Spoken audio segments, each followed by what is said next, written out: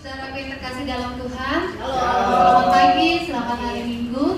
Kita akan mulai pada pagi hari ini.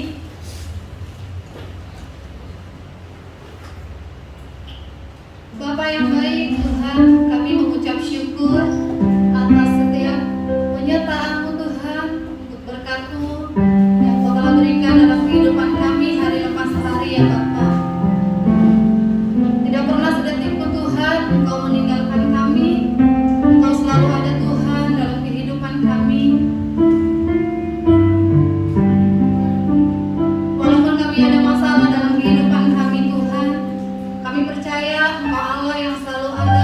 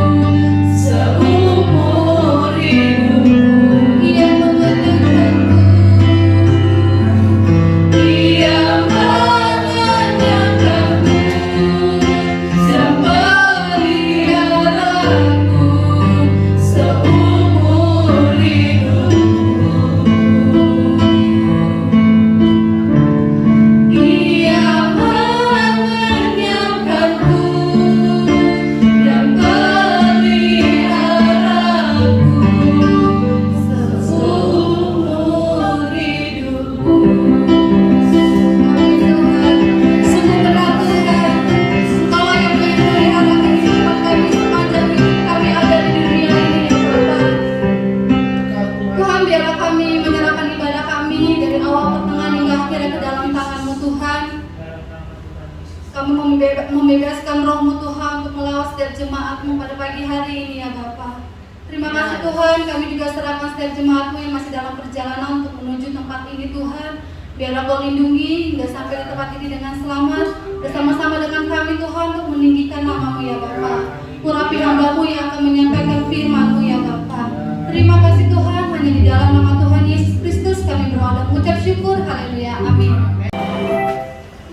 Kita mau ke satu pujian mengatakan, mari masuk gerbangnya.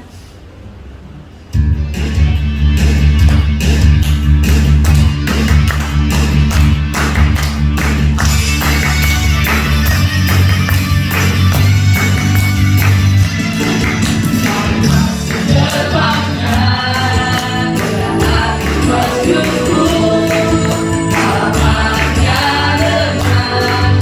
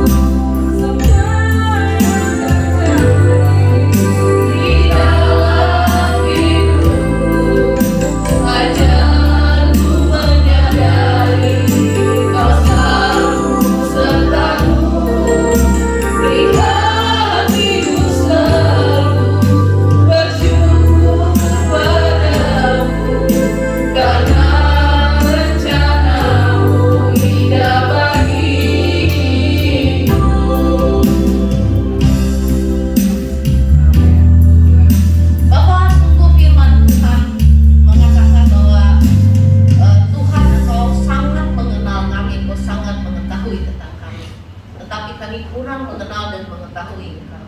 Engkau suka dekat dengan kami, tapi seringkali kami menghindar untuk mendekat dengan-Mu. Tuhan, kami seringkali berbicara tentang Tuhan, tapi kami tidak pernah bergaul dengan Tuhan. Bapak, izinkanlah kami pada pagi hari ini mengenal Engkau dengan lebih dalam, menyukai firman-Mu, suka untuk bersekutu dengan Engkau. Dan biarlah Engkau berbicara kepada kami, Engkau mengajari kami bagaimana seharusnya kami hidup. Dan biarlah Roh Kudus memampukan kami menjadi pelaku dari firman Tuhan. Berbicaralah Tuhan dan beracaralah di tengah kami, sebab kami mendengar. Shalom. Ada sukacita? Haleluya. Pagi hari ini saya akan menyampaikan firman Tuhan tentang lagu yang terkenal, tapi bukan suruh nyanyi, terlena. Lagunya siapa tuh? Bukan. Itu Ikut Nurjana, lagu terlena gitu ya. Tapi bukannya suruh nyanyi dangdut saya, tapi judulnya terlena. Saudaraku, kita akan buka Lukas pasal 12.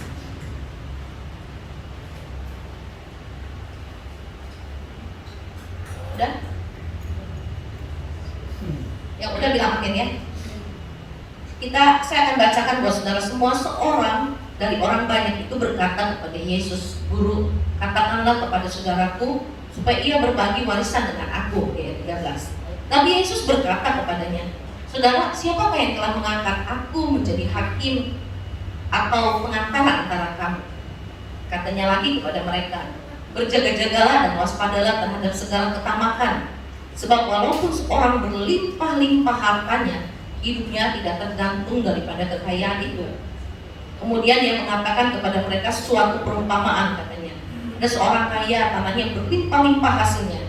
Dia bertanya dalam hatinya, apakah yang harus aku perbuat? Sebab aku tidak mempunyai tempat di mana aku akan menyimpan hasil tanahku. Lalu katanya, inilah yang akan aku perbuat. Aku akan merombak lumbung-lumbungku dan aku akan mendirikan yang lebih besar, dan aku akan menyimpan di dalamnya segala gandum dan barang-barangku. Sudah itu aku akan berkata kepada jiwaku, jiwaku, ada padamu banyak barang, tertimbun untuk bertahun-tahun lama, beristirahatlah, makanlah, minumlah, dan bersenang-senanglah. Tetapi firman Allah kepadanya, hai kau yang orang bodoh, pada malam ini juga jiwamu akan diambil daripadamu. Dan apa yang telah kusediakan untuk siapakah itu nanti? Demikianlah jadinya dengan orang yang mengumpulkan harta bagi dirinya sendiri, jikalau ia tidak kaya di hadapan Allah. Saudaraku semua, ayat ini, perikop ini sangat luar biasa loh, ya, sangat luar biasa untuk kita renungkan. Tuhan pada waktu itu ada seorang bertanya ya tentang warisan, saudaranya nggak mau berbagi gitu.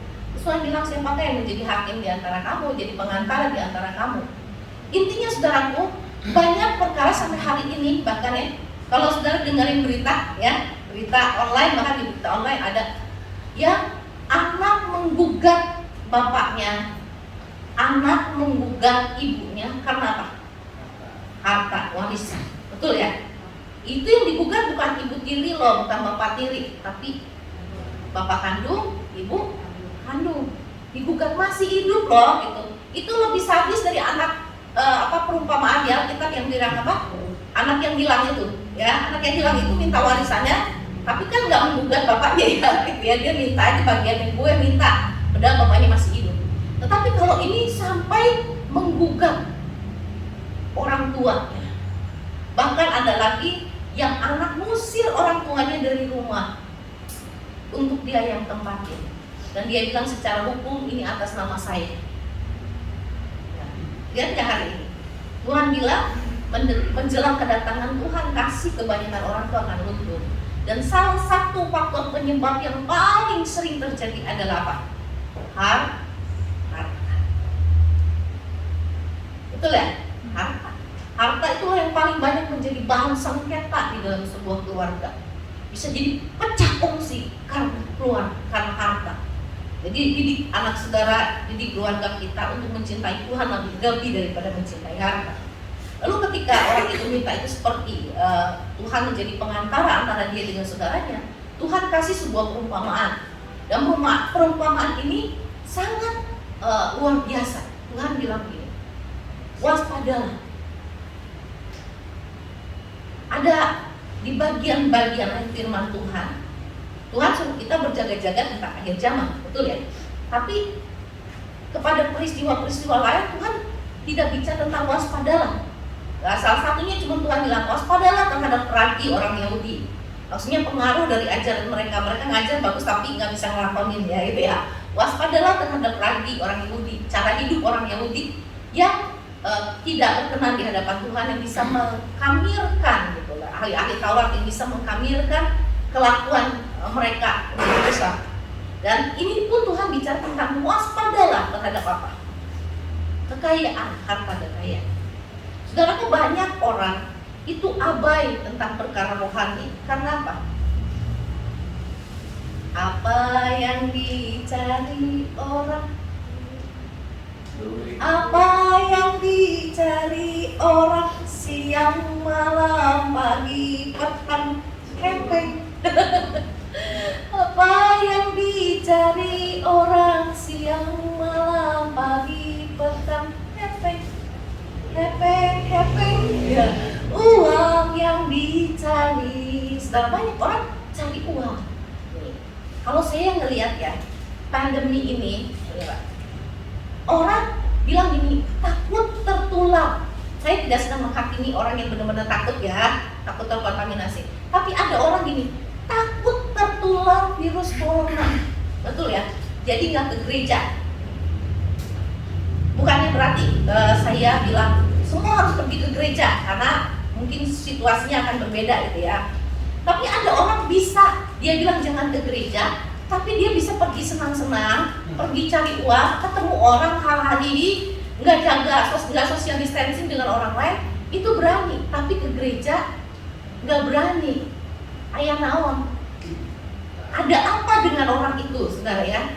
Itu benar-benar nggak sih dia berjaga supaya nggak kena virus corona? Apakah menjadikan itu sebagai alasan untuk tidak ke gereja?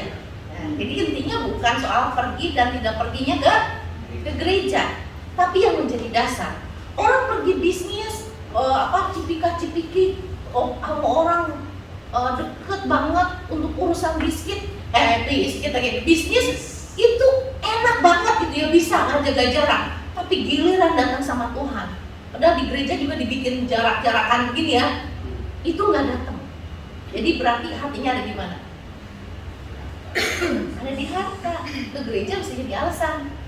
Ya, kerjaan yang bisa ngumpul bareng-bareng sampai deket, sampai nggak sosialisasi, berani. Saudara hati-hati. Kadang-kadang terlena itu nggak terasa sebenarnya. Itu yang saya bilang terlena. Betul ya? Situasi mendukung kita untuk tidak ke gereja, jadi kita bisa pergi. Betul ya? Kita bisa jadikan itu sebuah alasan, tapi kita pergi. Hari Minggu yang tadinya dipakai ke gereja, bukannya ibadah di rumah, tapi kita pergi. Dan urusannya apa? Bisnis, saudara ya, itu bisa dipakai. Hati-hati, itu orang untuk menyimpang, itu enggak langsung drastis. Orang pengen ninggalin Tuhan, terlena tuh sampai ini lupa Tuhan, itu enggak drastis. Perlahan-lahan. Saya mau kasih tahu, monyet yang ada di atas pohon, saya tanya, waktu angin kencang berhembus, kira-kira monyet jatuh nggak dari pohon? Halo? Kenapa nggak jatuh dari pohon? Dia kan pegangan dengan kencang, betul nggak? Pegangan dengan kencang, supaya jangan jatuh. Tapi waktu angin sepoi-sepoi, saudara, kalau angin sepoi-sepoi, saudara diam dekat pohon, apa yang terjadi? Ngantuk. Tidur. Semua badan kita lemes kan? Betul? Betul ya? Tiba-tiba angin kencang datang, kita lagi ngantuk, itu kita apa? Kalau ada di pohon nyungsep. Betul nggak? Monyet itu juga gitu. Dia lagi angin kencang, dia pegangan orang, dia lagi ngantuk. Tapi coba dibikin angin sepoi-sepoi, tiba-tiba angin kencang, wah, itu pasti monyet itu jatuh. Gitu ya, pasti monyet itu jatuh. Intinya saudaraku, orang itu mau kehilangan imannya, mau kehilangan semangatnya terhadap Tuhan. Fokusnya yang baik itu hilang. itu nggak dalam proses tiba-tiba bluk terbalik, itu langsung berubah dari cinta Tuhan nggak cinta Tuhan, dari rajin ke gereja nggak rajin ke gereja, itu nggak langsung blok gitu. Tapi itu terlena, hatinya di bawah palit kalau kata orang Sunda, di bawah hanyut sama sungai. Tiba-tiba kita udah jauh gitu. Saya pernah ke pantai di Jawa Tengah, Pasir Putih kalau nggak satu yang namanya, nama pantainya. Itu pantai itu mengerikan menurut saya. Ombaknya begini, begitu. Makin lama makin jauh. Nah kalau kita lagi jalan, kita nggak merasa bahwa kita tuh sebenarnya bukannya ada di pesisir pantainya, tapi udah makin jauh ke laut. Jadi nanti kalau pas ombaknya luas gitu, kita bisa ke bawah ketarik ke laut. Makanya orang disuruh warning bahaya gitu. Karena ombaknya begitu, ngajak ngalur, kita jalan, tapi kita udah sampai jauh ke laut. Kalau nggak bisa berenang langsung salah. Ya bisa berenang aja beresiko. Jadi intinya saudaraku, Tuhan kasih kita sebuah peringatan. Kata terlena itu sangat berbahaya buat hidup kita. Dan ada orang kaya yang terlena dengan kekayaan. Dan banyak orang waktu lagi susah cari Tuhan setengah mati. Betul nggak? Minta Tuhan berkati. Dan lagu favoritnya, Yesus Tuhan berkati saya. Dan isinya penuh dengan iri hati. Lain orang engkau berkati, beri saya juga. Betul. Tapi ketika udah kaya, udah diberkati, udah lebih baik ekonominya, makin deket nggak sama Tuhan? Enggak. Saya baca kitab Hakim-Hakim, sebuah kebenaran yang saya renungkan gitu ya. Ini saya tidak akan khotbah dari perikop kitab Hakim-Hakim, tapi dari perjalanan orang Israel selama pemerintahan Hakim-Hakim. Saudara, waktu satu hakim memerintah di Israel, semua orang Israel cinta Tuhan. Tapi setelah hakim-hakim itu nggak ada, mulailah selama 20 tahun terjadi masa kegelapan, di mana mereka berjalan dengan dirinya sendiri, mereka berjalan dengan kehendaknya sendiri. Nyaman, itu kenyamanan, saudara. Orang itu terlena karena kenyamanan. Orang itu terlena karena apa? Sudah punya apa sih, tempat berpijak menurut dia yang kokoh, yang buat dia udah nyaman.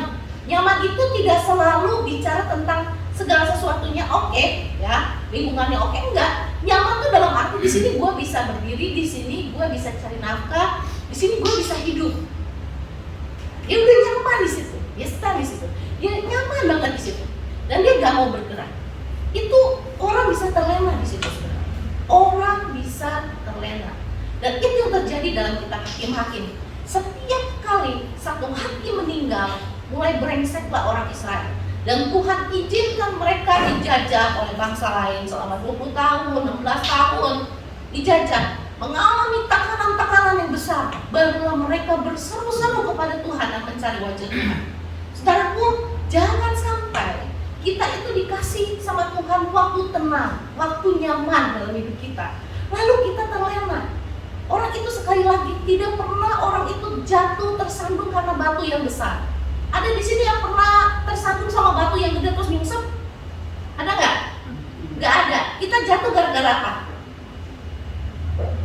Nginjek batu kerikil kan? Betul nggak? Ya, kesandung, nyungsep kita. Nggak pernah ada batu segede gini. Lu kelihatan depan mata kita nyungsep kesandung. Itu mah bodoh ya, gitu, ditendangin batu. Tapi kalau orang jatuh itu kan batu yang kecil. Itu yang dengan kata lain terlena kita. Jadi Tuhan kasih sama orang Israel itu onak duri, persoalan dijajah nggak selesai-selesai, sampai mereka berseru-seru. Nanti Tuhan kirim seorang hakim, menanglah orang Israel, tenanglah orang Israel selama sekian puluh tahun. Selesai hakim itu dead, mulai lagi berulang. Sudah cukup untuk 20 tahun, kayaknya 16 tahun untuk orang kehilangan iman. Jadi itu namanya apa? Terlena. Bukan dalam satu hari orang kehilangan iman. Butuh 16 tahun, 20 tahun.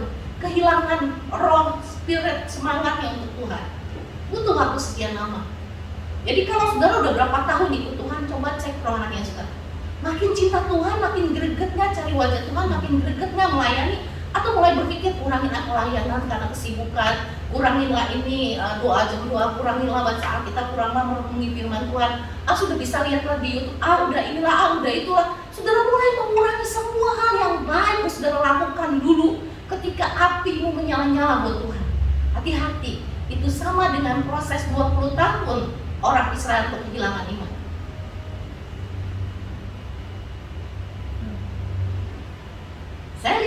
hakim-hakim peristiwanya selalu kira-kira 20-an tahun, 16 tahun mereka nanti kehilangan roh penyembahan, roh kasihnya Tuhan. Dan Tuhan selalu izinkan itu kesusahan besar terjadi di atas hidup mereka. Barulah mereka berseru-seru kepada Tuhan. Apa penyebabnya orang terlena?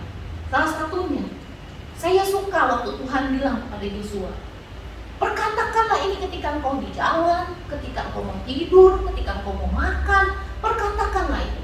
Jadi intinya saudaraku, waktu engkau ini di sini ada ibu-ibu, ada orang tua, ya, ada Bangun, ada Sarah, ada Dede, ada Pak Binsan juga, ada saya dan Rocky. Kita itu selalu harus ingat, dan anak-anak muda ingat ini. Suarakan selalu firman Tuhan di rumah. Nilai-nilai kebenaran firman Allah itu bicarakan setiap hari di rumah. Kenapa? Supaya anak-anak kita itu mengingat apa yang pernah terjadi di dalam kehidupan kita. Pertolongan Tuhan yang pernah kita alami, ceritakan tentang Tuhan kepada mereka. Supaya apa? Waktu kisah hakim-hakim itu dituliskan, saudara, saya menemukan sebuah perkataan begini. Setelah, katanya, generasi, ya, nanti baca kitab hakim-hakim, udah sampai hakim-hakim belum baca Alkitab. Nah, di kitab hakim-hakim itu diceritakan setelah siapa meninggal? Yosua meninggal. Nah, ya, setelah Yosua meninggal, mulailah dan generasinya Yosua itu hilang, mulailah hadir pemimpin dan bangsa yang tidak mengenal akan Tuhan. Nah, kenapa sampai keturunannya itu cuma butuh waktu 40 tahun satu generasi, itu bisa nggak kenal Tuhan dibilangnya. Kenapa nggak kenal Tuhan? Karena generasi sebelumnya tidak menceritakan itu, tidak menanamkan kebenaran itu kepada generasi di bawahnya secara terus-menerus. Tidak membuat mereka tertanam di dalam kebenaran yang telah orang-orang tua itu alami dengan Tuhan. Jadi mereka kehilangan lost kontak dengan Tuhan.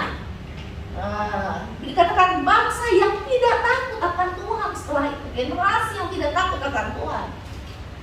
Itu nggak mungkin tiba-tiba mereka kehilangan persekutuannya dengan Tuhan. Kalau dari kecil anak dididik cinta akan Tuhan di sekolah minggu, di rumah juga harus dididik. Di rumah dia harus dikasih teladan, di rumah harus diceritain tentang Tuhan supaya itu merekam di dalam hidup mereka. Kenapa? Karena di luar keluarga, di luar rumah saudara, anak kita itu lebih banyak terkontaminasi dengan banyak hal. Betul nggak? Ya, bahkan di rumah pun mereka bisa terkontaminasi dengan apa? Internet. Betul ya, dunia maya yang mereka lihat. Film-film yang belum tentu kita saring dengan baik ditonton oleh mereka dan berpengaruh terhadap mereka. Jadi intinya saudaraku, bahwa pencemaran di luar itu begitu kuat yang membuat kita kehilangan generasi berikutnya. Betul ya? Ya. Kenapa? Orang tua merasa nyaman, orang tua sibuk cari duit, orang tua sibuk pikirin masalahnya, sampai lupa menanamkan nilai-nilai kebenaran tentang Tuhan kepada anak-anaknya, sehingga anak-anaknya menjadi lost generation, generasi yang hilang dari mana? Hilang dari hadirat Tuhan. Saudara, mereka akhirnya berorientasi terhadap apa? Apa yang dicari orang hepeng? Apa yang dicari orang siang malam pagi petang hepeng? Mereka kan pikir gini, nggak ada uang nggak dihargai, nggak ada uang nggak bisa begini, nggak bisa begitu. Memang katanya gitu kan ya. Memang intinya apa saudaraku? Bahaya dari hidup manusia mayoritas adalah uang, kekayaan. Betul? Ya, banyak orang makanya perumpamaan yang paling dramatis itu yang Tuhan kasih adalah apa? Lebih mudah seekor apa? Unta masuk lubang jarum daripada orang kaya masuk kerajaan surga. Halo, ini tidak bicara hanya tentang orang yang udah jadi kaya ya. Betul ya, perumpamaan ini sebenarnya tidak bicara tentang orang yang jadi kaya. Tapi gimana saudara letakin hatimu? Kata firman Tuhan gini, di mana hartamu berada, di situ hatimu berada. Kalau saudara anggap kekayaan, uang, kemewahan adalah hartamu, kamu yang paling utama, maka disitulah hatimu berada. Tetapi kalau kamu anggap kekayaan, uang, fasilitas yang kau miliki adalah bagi kemuliaan Tuhan, itu bukan di situ hatimu. Ada nggak orang yang gitu? Nah, ada. Tuhan sedang kasih tahu sama kita bahwa orang kaya ini dia udah cukup. Dia bilang gini, waduh, hartaku melimpah-limpah gitu ya, kalau pakai bahasa sekarang. Wah, hartaku udah banyak banget nih. Dia alih-alih dia berpikir berderma, berbagi sama orang lain, siapa yang bisa dia tolong, dia berpikir, banyak banget nih harta gue, apalagi yang harus gue lakukan, gue bikin lumbung lagi gitu ya, buat nyimpan harta gue sebanyak-banyaknya. Lalu gue bilang sama jiwa gue, kita senang-senang ya, kita pergi kemana-mana, kita jalan-jalan, tenang-tenang, tenanglah jiwaku, kita udah punya nih timbunan semua harta, sampai kapanpun gue santai-santai, gue akan bisa nikmatin semuanya itu. Yang dia lupa, siapa pemilik kehidupan? Siapa pemilik kehidupan? Tuhan. Kalau Tuhan bilang, orang bodoh, selesai nyawamu sekarang, selesai nggak? Goodbye. Bisa nikmatin nggak hartanya? Tuhan tanya, buat siapa tuh hartanya? Dia timbul sebanyak-banyak itu buat siapa? Yang nikmatin siapa? Dia nggak nyari, yang nikmatin, yang nggak nyari. Nggak perlu jadi kaya kayak dia nih, gambaran orang bodoh ini. Enggak. Kita bisa terjerat kayak dia. Kita fokus kepada kekayaan, kita fokus nimbun segala sesuatu, sampai kita kehilangan fokus kita yang sesungguhnya akan Tuhan. Kita menggenggam begitu kuat, tapi akhirnya lepas secara paksa dari hidup kita. Tidak paksa pun jadi dipanggil pulang oleh Tuhan. Betul nggak? Itu yang paling banyak bikin orang terlena adalah apa? Kekayaan. Betul nggak? Ya, saya kasih contoh lagi. Siapa yang terlena karena kekayaannya dan kehilangan hidupnya? Istri Lot. Saudara, istri Lot itu tahu dia tinggal di tempat di mana dosa begitu melingkar di situ dengan sangat kuat. Dosa seksualitas, dosa Sodom dan Gomora. Tetapi di tempat itulah istri Lot dengan keluarganya itu mengalami kenyamanan hidup, hartanya melimpah. Istrinya Lot subur, daerahnya mungkin permai, asik lah ya gitu, walaupun banyak dosa di sana. Dan dia merasa nyaman di situ, enak di situ. Lalu dia terlena. Dan ketika malaikat Tuhan bilang, nanti kalau di jalan kita pergi dari sini, jangan nengok ke belakang. Yang dilakukan istri Lot apa? Nengok ke belakang. Kenapa dia nengok ke belakang? Karena dia nyeselin. Kenapa gua harus kehilangan harta gua ya, rumah gua yang gede, ternak gua yang banyak, semuanya itu hilang, ditinggal di sana, di Sodom dan Gomora. Dan hari itu juga dia jadi tiang garam di perjalanan. Saudaraku, banyak kali orang tidak bisa sepenuh hati dengan Tuhan. Tidak sepenuh hati untuk mengiring akan Tuhan, karena dia takut kehilangan hartanya. Benda yang akan musnah itu, yang kalau kita timbun sebanyak-banyaknya, mati pun kita gak akan bawa. Mati kita cuma masuk ukuran berapa sih petinya? 1x2 ya? Ya, 1x2 ya? Tipe 21 katanya, 2x1. Yaitu masuk ke situ, dikuburin, jadi tulang belulang gitu kan ya. Nggak bawa apa-apa, bajunya pun hancur di situ, gitu kan? Kalau kita sertakan emas, berlian di dalamnya, siapa yang nikmatin nanti? Pencuri, ya, halo, betul nggak?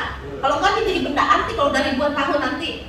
Kalau, iya kan, jadi benda antik, nikmatin ya enggak. Di surga mah kita datang dengan telanjang, kembali dengan telanjang. Kita nggak bawa apa-apa, lahir kita juga kembali nggak bawa apa-apa. Jadi saudara tuh ingat, jangan biarin. Saudara, saya mau bilang ini, saudara jadi kaya boleh nggak?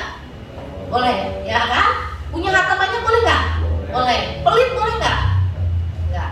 Kata Tuhan, berbahagialah orang yang murah hatinya, karena dia akan terima kemurahan hati. Jadi jangan terlena saking ngejar uangnya, saudara genggam kumpulin. Boleh ngumpulin uang buat siapin beli rumah, ya buat apa? Boleh, tapi jangan terbit.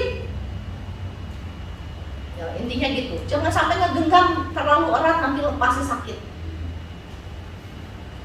Dipaksa lepas. Lebih enak saudara kehilangan uang karena memberi apa kehilangan uang karena sakit? Pilih mana? Pilih mana, berbagi atau kehilangan uang karena saudara harus berobat habis semuanya? Enakan berbagi, saudara sukacitanya double sama kita, betul ya, daripada kehilangan karena sakit.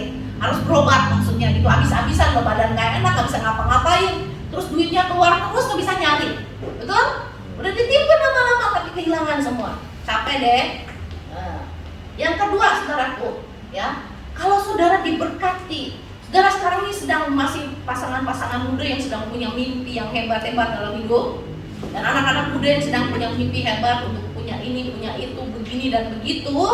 Ingat satu hal, kamu punya mimpi, kita semua punya mimpi, tapi satu hal yang paling penting, cinta akan Tuhan tidak boleh beralih dari hidup kita.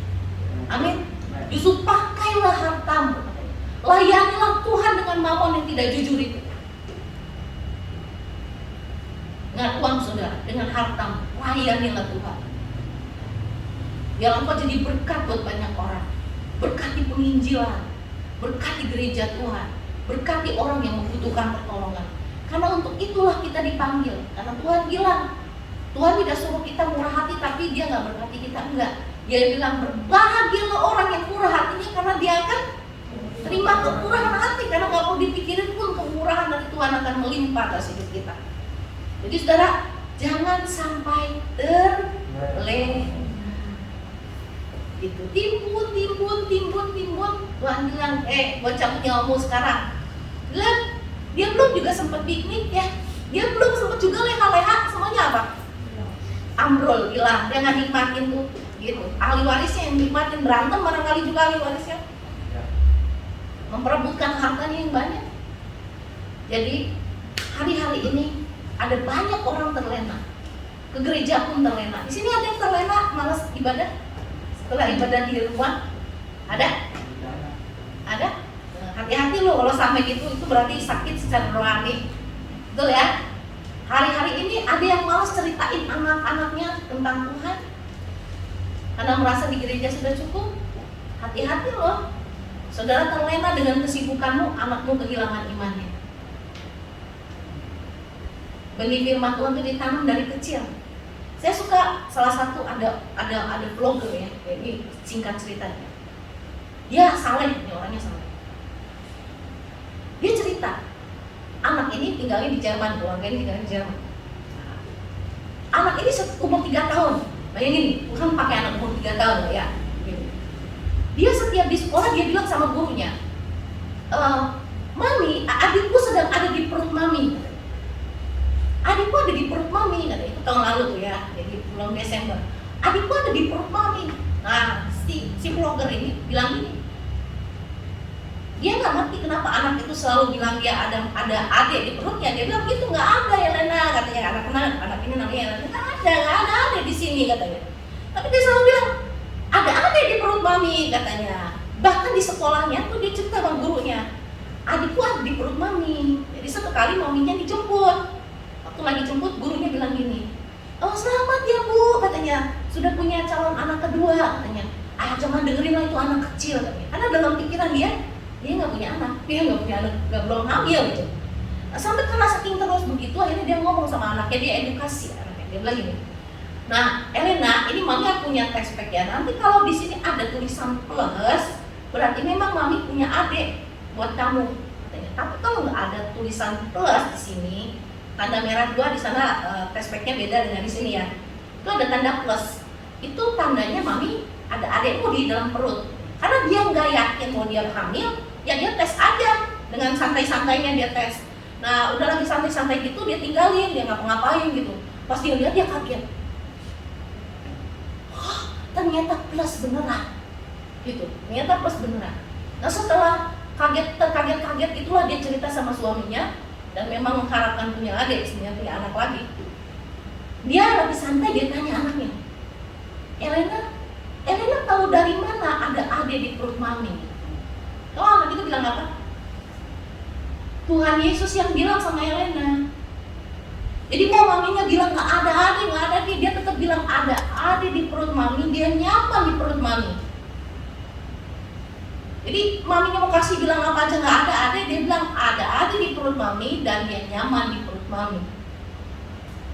Bayangin nggak anak sekecil itu? Nah, dia tinggalnya di Jerman yang banyak orang udah menjadi apatis, jadi ateis, ya, nggak takut sama Tuhan dan akan bicara hari ini masih bicara tentang Tuhan. Tapi keluarga ini tetap konsisten memegang tentang janji Tuhan, tentang firman Tuhan. Lihat nggak saudara, kalau dari kecil anakmu ditanamin takut akan Tuhan, akan firman Tuhan, dimanapun dia berada, pengaruh dan kuasa dari Roh Tuhan akan ada atas anak, atas keluarga itu.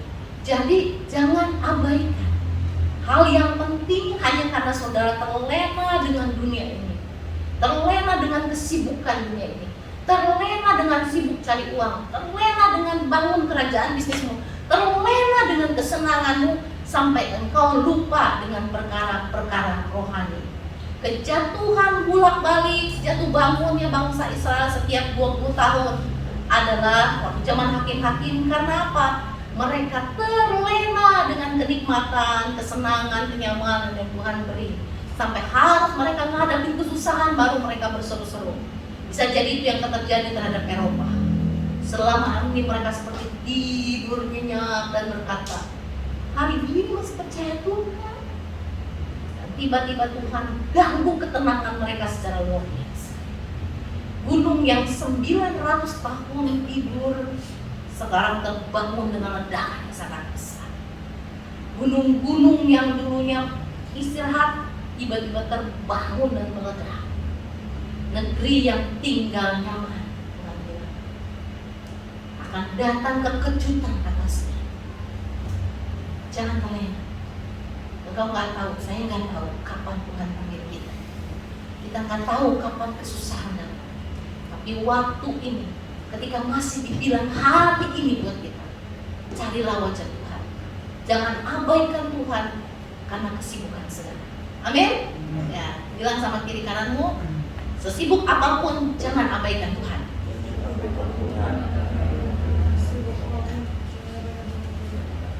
Bilang sama diri saudara sendiri, hei jiwaku, muliakanlah Tuhan. Ya, 1, 2, 3. Hai jiwaku, muliakanlah Tuhan. Kalau lagi lemah, saudara bilang sama jiwamu, hei jiwaku, bangunlah dan muliakanlah Tuhan. Supaya apa? Kita selalu ingetin diri kita. Di tengah kenyamanan bukan berarti tidur terusan, betul ya? Ya, di dalam kenyamanan jangan terlena. Gitu. Tidur di sini maksudnya tidur secara rohani gitu ya. Tidur secara rohani. Wah, mumpung nyaman dan berdoa, semuanya oke gitu ya. Semua terkendali, semua bisa diatasi. Wah, terlena. Tiba-tiba datang kejutan yang besar dan kita oleng. Betul? Lalu yang paling dramatis itu dari orang Kristen apa? Ketika menghadapi kesusahan besar, siapa yang disalahin? Tuhan. Tuhan, kenapa ini terjadi sama saya? Terus Tuhan bilang, kenapa tidak? Ya kan? Karena kita seringkali terlena. Jadi biarlah hari-hari ini adalah hari yang jahat. Kita bilang kepada jiwa kita, jangan terlena ya, gitu ya. Jangan larut dengan kesibukanmu sampai lupa Tuhan. Mari kita bangkit lagi.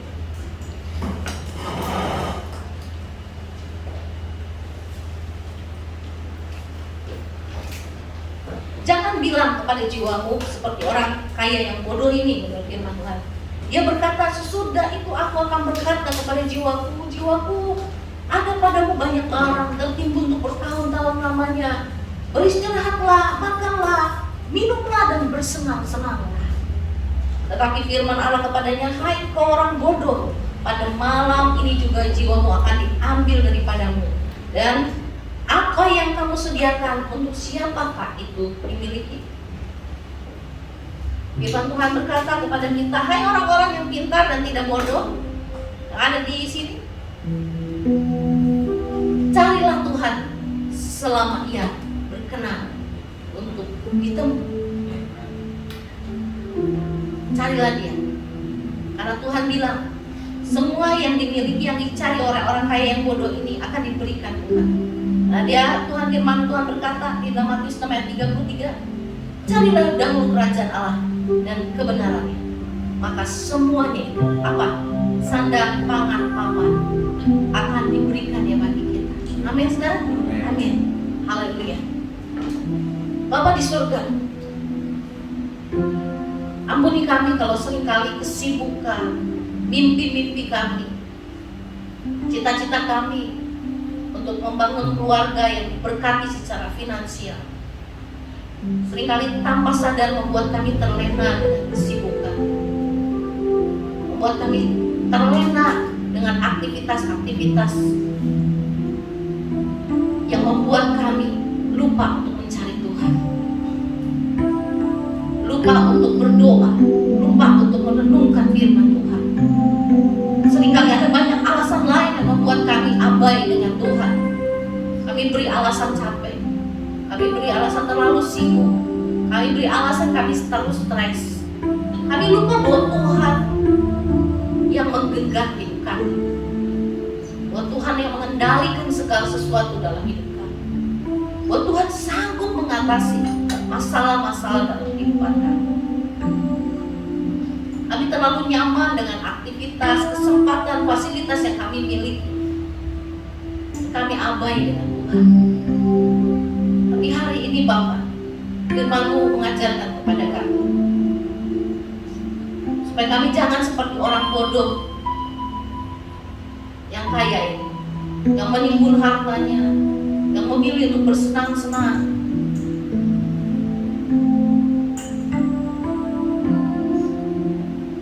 dan tidak menyuruh jiwanya untuk mencari Tuhan. Dia lupa bahwa Tuhanlah pemilik kehidupan.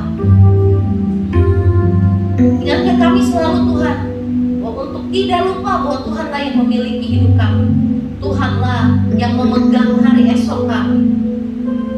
Dan tanpa Engkau dan di luar Engkau, kami tidak bisa berbuat apa-apa. Ajari kami Tuhan, ajari kami. Di tengah semua mimpi-mimpi kami, kami terus bergantung kepada Engkau, mengandalkan Engkau, mencari Engkau, dan memperkatakan firman-Mu kepada orang-orang yang kami kasih, kepada anak-anak kami, kepada generasi-generasi di bawah kami, supaya mereka tertanam kuat di dalam Tuhan, supaya dunia ini dengan segala kenikmatannya tidak menggerus mereka hilang dari hadirat Tuhan. Tetapi kami menjadi bagian dari orang-orang yang terus menyuarakan suara-suara kebenaran, supaya sebisa mungkin generasi di bawah kami tetap kokoh di dalam Tuhan. Terima kasih Bapa, terima kasih Tuhan untuk firman-Mu. Di dalam nama Tuhan Yesus, kiranya Roh Kudus, Roh hikmat yang daripada Tuhan memampukan setiap kami, orang tua, anak-anak muda, pasangan muda, untuk hidup menyala-nyala bagi Tuhan. Hidup tidak terlena dengan kesenangan dan aktivitas dunia ini, tetapi kami hidup terus dalam persekutuan yang karib dengan Tuhan. Terima kasih Bapa. Di dalam nama Tuhan Yesus kami berdoa. Amin. Terima kasih untuk Ibu Gembala yang telah menyampaikan firman Tuhan. Tuhan Yesus memberkati. Kita akan memberikan persembahan. Kita bersatu di dalam doa. Bapa yang baik, Bapa yang bertata dalam kerajaan surga, kami mengucap syukur Tuhan atas penyertaan-Mu di dalam ibadah kami Tuhan pada hari ini ya Bapa. Terima kasih untuk firman-Mu yang telah disampaikan oleh hamba-Mu Tuhan. Sungguh benar Tuhan bahwa kami untuk tidak terlena Tuhan dengan apa yang ada di dunia ini ya Bapa. Tetapi kami boleh terlena Tuhan kalau kami ada di dalam Engkau ya Bapa. Terima kasih Tuhan, kalau sebentar kami akan memberikan persembahan. Kau berkati persembahan kami Tuhan, agar persembahan kami boleh berguna Tuhan bagi pekerjaan-Mu di gereja kami ya Bapa. Kau berkati usaha kami Tuhan, pekerjaan kami, sekolah, kuliah kami ya Bapa, rumah tangga kami Tuhan. Terima kasih Bapa, hanya ke dalam tangan-Mu kami serahkan persembahan kami. Haleluya, amin.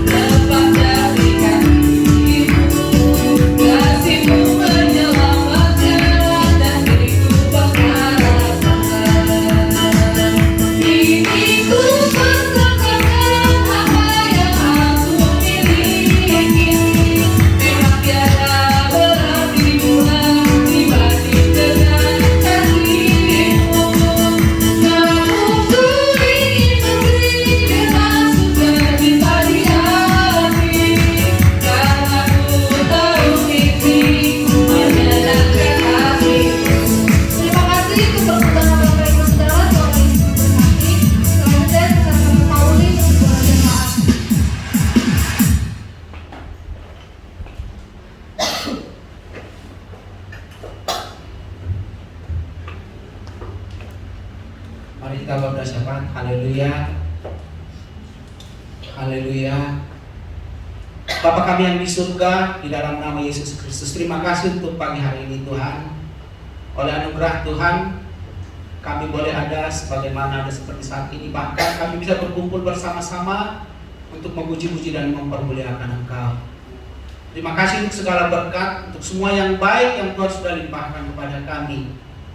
Bapa di surga, Kau tolong anak-anak-Mu, Kau berkati anak-anak-Mu Tuhan yang mengikuti ibadah pada pagi hari ini, maupun mereka yang mengikuti secara online. Biarlah damai sejahtera Tuhan yang melingkupi setiap anak-anak Tuhan ini Bapa, seperti kebenaran firman Tuhan yang kami dengar pada pagi hari ini, memotivasi kami Tuhan untuk mengutamakan Engkau di dalam setiap kehidupan kami. Kami tidak terlena oleh apa yang ditawarkan dunia ini, tetapi selalu menjadikan firman-Mu Tuhan pelita bagi kaki kami dan terang bagi jalan kami. Tuhan Yesus berkati anak-anak Tuhan yang ambil bagian di dalam pelayanan pada pagi hari ini Bapa. Biarlah pemeliharaan Tuhan yang sempurna atas kehidupan mereka. Demikian juga dengan setiap jemaat-jemaat Tuhan. Tuhan memberkati, menolong kami semua. Mereka yang bekerja sepanjang minggu ini, Tuhan tolong di dalam pekerjaan mereka. Mereka yang mempunyai usaha, Tuhan tolong juga di dalam usaha mereka supaya semua mendatangkan hasil yang terbaik bagi kemuliaan Tuhan. Tutup bungkus kami senantiasa dengan darah-Mu yang kudus Tuhan Yesus. Luputkanlah kami dari segala malapetaka dan mara bahaya, dari segala kecelakaan, serta dari virus-virus yang berbahaya ataupun bakteri-bakteri yang berbahaya, sehingga Tuhan, tubuh, jiwa, dan roh kami oleh pertolongan Tuhan semua dalam keadaan baik-baik saja. Terima kasih Bapa, kami hamba-Mu serahkan segenap kehidupan jemaat-jemaat Tuhan ke dalam tangan-Mu. Biarlah Roh-Mu yang kudus yang terus bekerja di dalam setiap hati kami untuk terus kami berfokus kepada Tuhan. Bapa di surga, di kesempatan pagi hari ini kami juga berdoa bersepakat bersama-sama buat bangsa dan negara kami Indonesia, supaya Tuhan menolong pemerintahannya Bapa, sehingga ke depan hari-hari yang akan datang keadaan bangsa dan negara kami akan semakin baik lagi. Tuhan menolong pemimpinnya, presiden, wakil presiden, para menteri, semua orang yang terlibat, yang ambil bagian dalam memajukan bangsa dan negara ini. Biarlah hikmat Tuhan menyertai mereka semua. Sekali lagi Tuhan, berkati Indonesia, damai sejahtera Tuhan turun atas bangsa dan negara kami ini Bapa. Pada saat ini juga kami berdoa buat jemaat-jemaat Tuhan, baik yang ada di Indonesia ini maupun di seluruh dunia dimanapun mereka berada. Walaupun Tuhan kami tidak saling mengenal, tapi kami satu tubuh di dalam Engkau Bapa. Tuhan, kalau sementara ini ada banyak anak-anak Tuhan, terutama di negara-negara maju, yang kehidupan mereka undur daripada Tuhan, bahkan tidak mempercayai Engkau Tuhan, padahal semua itu karena Tuhan. Biarlah Engkau yang menjamah mereka Bapa, menjamah bangsa-bangsa Eropa Barat Tuhan, yang saat ini sedang terlena dalam kehidupan yang begitu nyaman, sehingga mereka lupakan Tuhan. Roh Kudus, Kau sanggup menjamah hati mereka, mengubahkan mereka Bapa, supaya kembali kepadamu dan sungguh-sungguh hidup di dalam takut akan Engkau.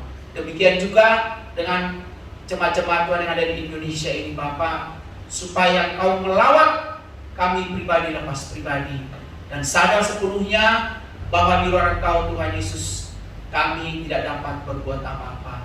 Terima kasih Bapa di surga. Kami juga terus berdoa Tuhan buat orang-orang yang belum percaya dimanapun mereka berada saat ini. Tuhan, kami rindu bukan cuma hanya kami yang menerima anugerah keselamatan itu, tetapi mereka juga menerima anugerah keselamatan itu. Oleh karena itu, jamah mereka Tuhan oleh Roh-Mu yang kudus, sehingga selubung yang menutupi hati mereka bisa terbuka dan menerima Engkau Yesus Kristus sebagai Tuhan dan Juru Selamat di dalam kehidupan mereka, sehingga dari barat, timur, utara, dan selatan di bagian-bagian dunia ini semua datang berbondong-bondong menerima, mengakui Engkau Yesus Kristus sebagai Tuhan dan Juru Selamat di dalam kehidupan mereka bagi kemuliaan Allah Bapa di surga. Terima kasih Tuhan Yesus, terpuji-pujilah Engkau. Inilah doa permohonan kami yang kami naikkan Di dalam namamu dan yang berkuasa Tuhan Yesus, kami sudah mengucap syukur. Haleluya. Mari sama-sama kita katakan amin. Haleluya.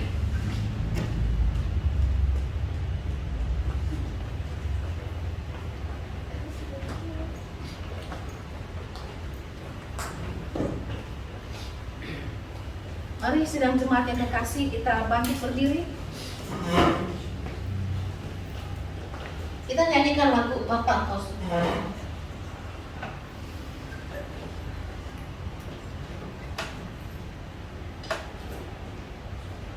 Ya Allah yang baik, yang mengasihi saya dan saudara, dan tidak pernah tidak baik. Ya Allah yang baik.